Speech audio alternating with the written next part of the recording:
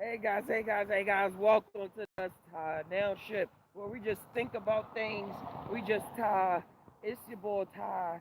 We here in California. It's a sunny day, and I'm taking Rudy for a walk. Hey, Ruth, look, say hi to the people. Say hey, Tai'ers. What's going on? It's a morning walk. I came here to get this. I'm talking from his perspective. He came here to give me some more responsibility, some fun responsibility, right? Real.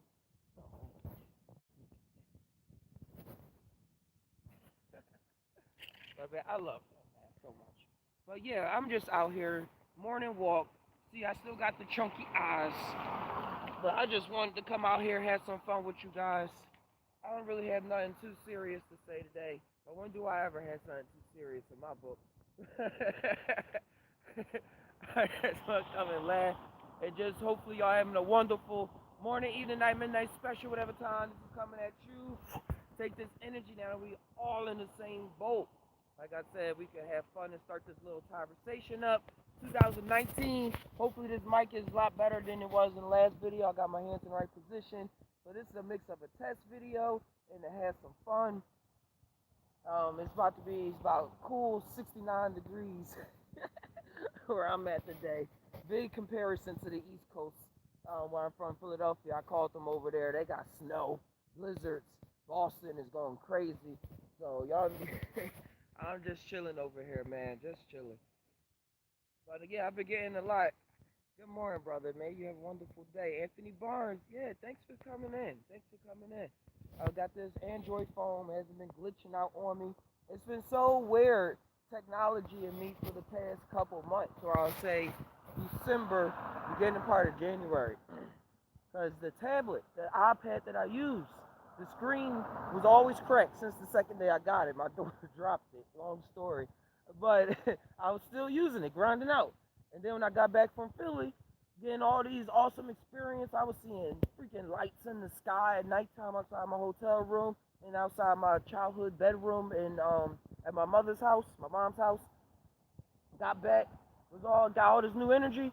Then the tablet broke. The screen just went black, and then the phone that I was using wasn't connecting to Wi-Fi. Camera wasn't working. And this phone that I had for 5 months, it worked. We brought it, but it glitches out. Like literally, it's something up with the software, some bug, virus, some sentient being inside of the phone was like, you can't use this phone until January. But but I love it, and I love it. Because now I'm able to do some stuff, get back in business, get back on the cord with the Tai'ers, and get these damn thoughts out of my head so that they can be solidified in the crystal energy, which is in this foam and things like that. I I've been having these weird things that like you can store. Well, Kundalini I said it too, but I really see YouTube as like a crystalline energy because he was saying how you can actually store your trips inside a crystal. Like keep the crystal next to you when you're doing your trips, and you can store that whole journey inside of there. So then when you need to recall it or go back to it, you can literally dive back into that experience like it's an SD card or something like that. So I see YouTube just how for me it's like my crystal line, my crystal of my crystal for my thoughts and things. Just tying, just tie, just tie, just tie. Man, I miss saying that after every couple sentences. well, yeah, if I want to talk about the astrology a little bit, astrology, if y'all want to look out for the transits, Jupiter and Venus is in Jupiter. I said Jupiter and Venus in Jupiter. Jupiter and Venus is in Sagittarius. The Sagittarius, and I'm a Sagittarius, so it's going to be. Jupiter rules Sagittarius as well. And with Venus being there, that deals with our relationships, and with women, that's their sexual centers. And we got one of Taiwan, Mars is actually in Aries too, and so males, that's like our sexual centers as well. So I was thinking, I was just tying on relationships. So be careful out there, because with Mars being in Aries, it's like a passion and sexual drive. If you get overtaken by that wave, you're going to be like, you're going to get aggressive, you're going to be upset, but you're going to be real passionate about it. So it's going to be like not that much other people can really say to you. And with Jupiter being in Sagittarius, It's going to be time for expansion and lessons, like learning wisdom and things from all of that's happening. And with Venus, our relationships and everything being in Sagittarius, I think we're just going to be experiencing something that has to do with relationships. And now probably all about like um, spousal relationships, but relationships with businesses or relationships with the company we keep. Whatever it is in your realm of reality, whatever it is in your field, what it's doing. But that Venus is in Sagittarius and so is Jupiter. So man, it's going to force us to like be aware of what's going on and with our Venus energy, with that Venus shit. But just tying on the thoughts at the end of my head right now. The moon is out during the daytime. I used to know scientifically why that. Actually, let me see if I can get it. Yeah. You can see that little dot right there, right above my nail. That's the moon. That's the moon. Y'all know the solar eclipse just passed too. So hopefully y'all had y'all rituals up, or y'all did what y'all had to do so that y'all won't get overtaken by it. I know in my field how the solar eclipse hit Sagittarius is that I was going to come up with realize a new realm of reality of moral philosophies, and a lot of morals that I've been holding on to was going to start melting down and come about new. And I can vibe with that. I really can say that that's true. I've been a lot more open. I'm always open, but I'm even more open to the point now that once I talk, I don't have no thoughts really going around in my head. My head is a lot more clearer nowadays. Because a lot of thoughts that I thought I had to hold on to myself and just deal with on my own were like the deep things. It's like that I'm talking about and goofing and not taking it so serious. That's what it was. Not taking my inner thoughts so serious. It's like, oh, it's the end of the world if I don't get this straight. It's already the end of the world. I'm trying to get the world back in order. But yeah, and when it comes to that respect, I was learning not to be so hard on myself and to just talk it out.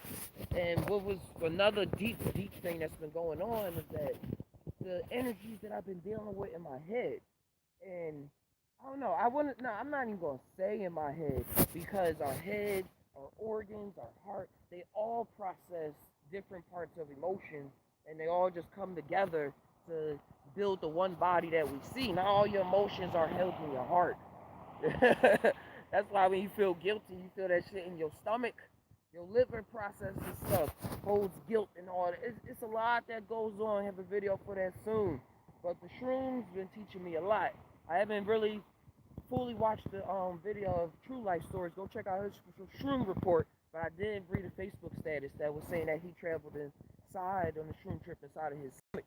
I mean his family, his universe, inside of his organs and things like that. And he was discovering the peace that he had to create because he's the God. And I'm like we all are. But but all that is so true. Go check out the videos in the past I made about A Wrinkle in Time, and Wrinkle in Time, the second book, where Charles Wallace and them travel inside of his DNA because he was sick, and they have to fight off the Fernandale and the Fernandale was the name of the bacteria that was attacking Charles Wallace, and Meg didn't understand. She was working alongside this Archangel Peacock type fella and this frog rat, and she didn't understand how saving Charles Wallace, because they came from different universes for different reasons, but they all came in the same path to save Charles Wallace. But what I was trying to say is that she didn't understand how saving Charles Wallace's DNA and fighting all this was saving the universe. Because they was like, this is our mission. We got to do this or the universe is in trouble. Everything's going to cease to exist if we don't do this. All that makes sense. So I just been, but since 2019, I've just been sitting back and witnessing things. Sitting back and letting the information come to me, asking questions, because it's coming to me at a rate that I'm not even able to talk about unless I whip out the camera right there and just ramble on and then make sense about it in another video, which is what I usually do anyway. But it's all fun. It's all fun. But yeah, it's like really, answers been coming to me like I'm some kind of mutant. If I want to not overthink and just come off as crazy or as radical as I want as it is. And sorry, Tai'ers, that it seems like I probably don't say full stories sometimes, but I'm seeing my Sagittarius energy that I work with. That's that I live with, that I built this body out of, this personality and consciousness, my sun sign is Sagittarius, is that, come over here, Rudy, is that it seems as though it's written in it that I leave holes for like people to build the story. Like I'll say stuff, but then I want you to complete the story when it comes to my personal life and things like that. So it's a kind of mystery that goes from that I just have recognized in myself a lot. But that's that Sagittarius energy, guys. That's but yeah, what I've been really seeing is just witnessing the energies of everything and how things really play out. Like going along with the astrology and things like that. Me looking up more things about myself is really comparing it with astrology. I'm like, wow, I knew that about myself, but this is like the science behind it. This is what I've been feeling, and this is like written right here in the charts, like before I was born. So me with astrology now is like I'm either going to fully learn and embrace myself and be able to share it as much as possible, so that we cannot be overtaken by things that we could have just knew a long time ago. If we knew these things a long time ago, then we'd be able to move and operate a lot differently. Like I seen that I had a what is it? What is it? What? I have a Mercury. Like I told y'all before, I have a Mercury that's inside of Sagittarius. So Mercury likes to be in Gemini, and not really Sagittarius, because Mercury is our intellect, our communication. And since I have a Mercury inside of Sagittarius, Sagittarius likes to be real expansive, like to be over there and over there. And Mercury likes to be real attentive, like the details and stuff. So with my communication is all over the place. If somebody was to read my chart and see that Mercury was in Sagittarius. But when I talk to myself, I always say, yeah, I'm always all over the place with my communication and things like that. And to listen to me, you really got to like listen for a good 20 minutes. I jump there. But I've learned to connect them all together. So it still all wraps together into one big multi-dimensional, multi-dimensional picture. So I just was seeing a lot of how I move, a lot of my sexual energy, my sexual drive, being a Sagittarius centaur. Like that's why the eclipse. I was a lot of things that I was fighting with, because I've been in a relationship for 5.5 years, going on 6 in March. Got a beautiful daughter and things like that. But open conversations is very valuable when it comes to spousal, when it comes to building a relationship with another human being, another spirit on earth, because we all are the same. But when we come down to earth, we come to in these different configurations that need to be talked about, because that love vibe is real, it's true. But in my eyes, we bring it, we feel it. It doesn't really exist in this realm as pure as we feel it. So we have to work with each other through loyalty. I know about loyalty and all of that, and communication. And I've just been seeing a lot of things that I've been trying to change, so-called change about myself, or things that I didn't really have to change about myself, but work with by talking, because it's in my energy, and you can't change who you are. You work with the energy, and you rise above it at times, and you manipulate it. Like we're on the highest of levels. Let's say it like that. Or as Flight Ball saying, the fifth and sixth dimension. we're we're not energy. We create energy. We move into energy and create it. But we're not energy. We're not the light. We're not any of this. We're no thing. We're spirit. We're no shape or form. We're spiritless, odorless gas, and we move into this realm of reality, create energies, and we create gods and all these other systems of beliefs in order to sustain ourselves and to appear to other forms. Like Rudy is not just a dog. He's not just a doggy dog, but he comes off as a dog in this realm of reality, and that's just how it is. But I'm seeing how a lot of learning more about what Sagittarius is and my different natal positions. Like I have a Mars in Sagittarius as well, so I'm real spontaneous. So somebody reading that didn't know me, like, oh, this guy must be real spontaneous or real like go at it, because Mars is like your passion, your drive, and it being a Sagittarius, travel. Like I like to jump And the problem with it, if you let that wave overtake you, you're not really conscious or get older, because a lot of these things you learn with age too. That's why I say if you really learn astrology, you can learn this when you're like teenager and shit, and really know who you are and be moved accordingly. But with Mars being a Sagittarius, I like to jump around. I like to jump around a lot, in a lot of different forms, a lot of different forms. Like just put a name to it. So, um, that comes to me like not being able to finish projects or relationships, be willing to run away and stuff like that. But communication and dedication, all the Asians really do are tools that we can use or that I've been using to really not get overtaken by that wave of energy. Because just because it's true doesn't mean it's ultra true. It's just all truths are by half truths. All truths are by half truths, man. So keep the open ear, but learn to be the master of your world. Learn to be the universe, not to hurt yourself and not to hurt others. Be kind to yourself. Be so kind to yourself. I have a Lilith in Capricorn, and Lilith is like the fourth dimensional moon. Lilith was the girl that told Adam in the story, man, fuck all this fake shit. I'm getting out of here. You can keep this.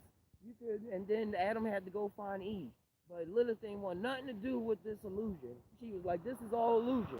So Lilith in Capricorn for me is like the Capricorn deal with business, like success, like that's the earth sign.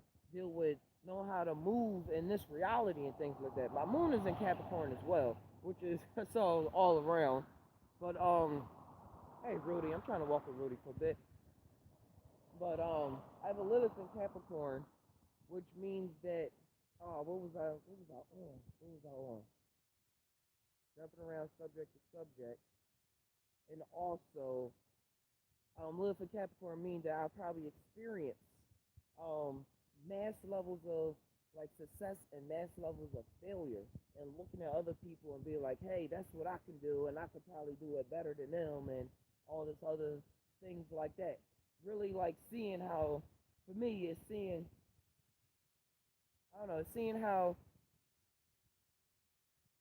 I don't know, it could be a disastrous thing because I do experience these things, like some will be all good and then some will be all like the opposite transit. But knowing that now I'm able to see and not get upset, because I'll be hard on myself. Like, yo, I can do what this nigga doing. I can do what he doing.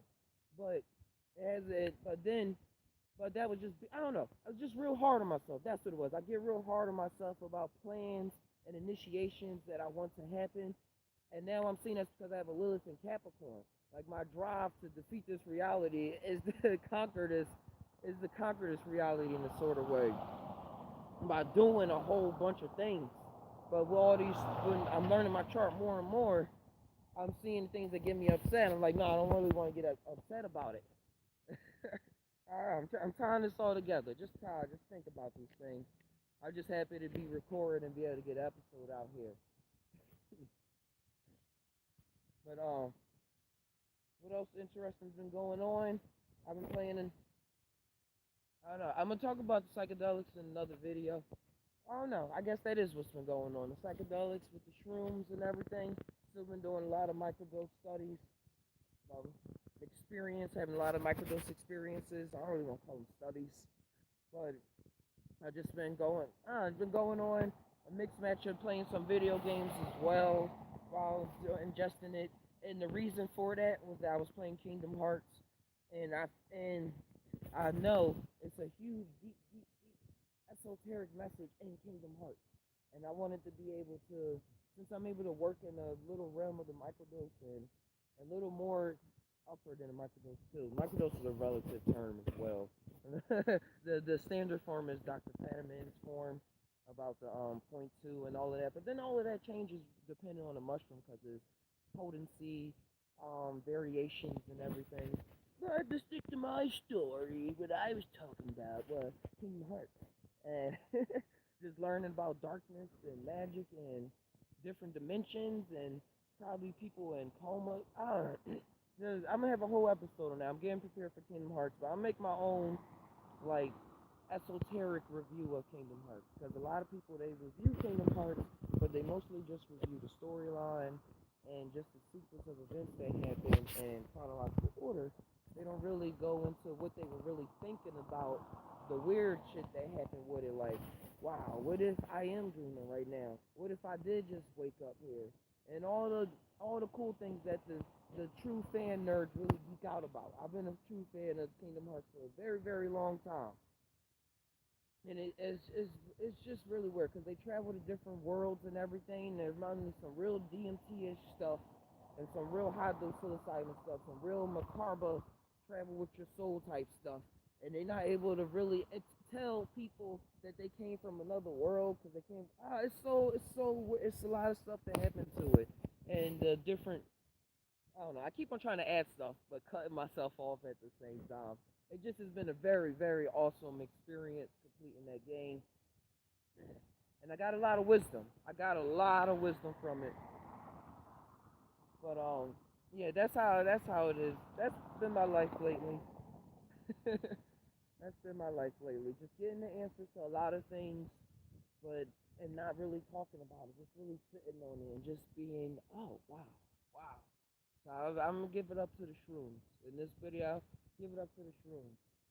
They really do talk to you. I can really be a witness to that. They really do talk to you in a way that's beneficial that you can take away from it. Now you can take away something from it and change your not just your life but somebody else's life as well. Somebody else's life as well. Uh, but yeah, I'm gonna go. This is about 20 minutes in, so I'm gonna tap out now, and I'm gonna check in with y'all next time. Wanna say bye, Rudy? Say bye real fast. Let me see ya. Hello. Alright, so guys, be sure to like and subscribe, and I'll see y'all next time. This is Ty. Just saying, man. Woo! Ty always.